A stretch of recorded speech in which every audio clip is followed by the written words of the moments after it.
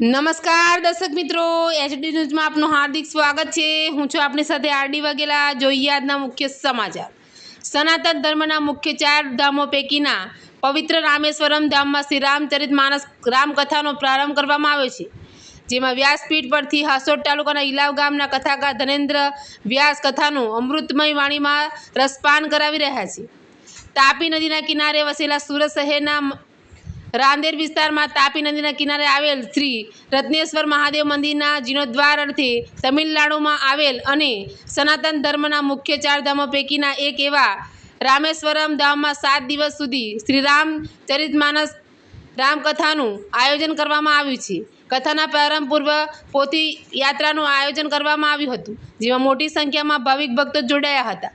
હરિદ્વાર, ચિત્રકૂટ, વૃંદાવન અને દ્વારિકા સહિતના ધાર્મિક સ્થાનોમાં કથાનું રસપાન કરાવી ચૂકનાર હાસોટ તાલુકાના ઇલાવ ગામના વિખ્યાત કથાકાર ધનેન્દ્ર વ્યાસ વ્યાસપીઠ ઉપર બિરાજી સંગીતમય કથાનું રસપાન કરાવી રહ્યા છે। દક્ષિણ ગુજરાતના 175થી વધુ શ્રોતાઓ કથાનું રસપાન કરી રહ્યા છે। અન્ય ઉલ્લેખનીય છે કે કથાકાર ધનેન્દ્ર વ્યાસજીની આ 47મી કથા છે। એચડી ન્યૂઝ સાથે રિપોર્ટ જયેશ પ્રજાપતિ, અંકલેશ્વર।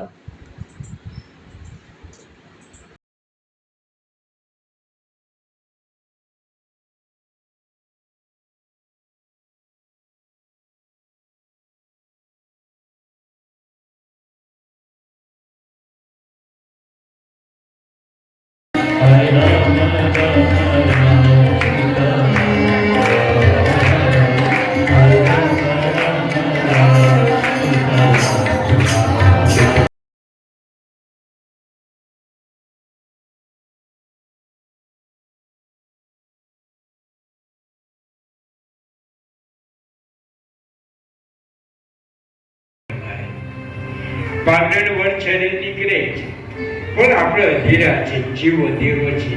હવે હું થાય